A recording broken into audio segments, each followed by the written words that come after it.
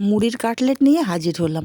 আমি একটা গামলার মধ্যে দিয়ে দিচ্ছি 1 বাটি মুড়ি, দিয়ে দিচ্ছি অল্প একটু জল, মাখিয়ে নেব যেন মুড়িটা শুকনো থাকে। এর মধ্যে সেদ্ধ আলু গ্রেট করে দিচ্ছি, দিয়ে দিচ্ছি গ্রেট করা গাজর, দিয়ে দেবো পেঁয়াজ কুচি, আদা কুচি, রসুন কুচি, কাঁচা লঙ্কা কুচি, ধনেপাতা কুচি, দিয়ে দেবো ভাজা জিরের গুঁড়ো, দিয়ে দিচ্ছি চিলি ফ্লেক্স 1.5 চামচ, দিয়ে দিচ্ছি স্বাদ মতো লবণ, আর দিয়ে দিচ্ছি একটা ম্যাগি মশলা, দিয়ে দিলাম কর্নফ্লাওয়ার 1/2 বাটি।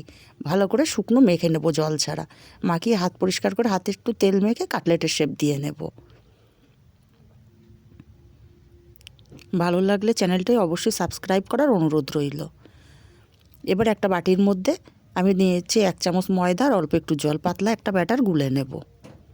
এবার একটা কাটলেট ডুবিয়ে তুলে নেব, নিয়ে আমি কোটিং করব।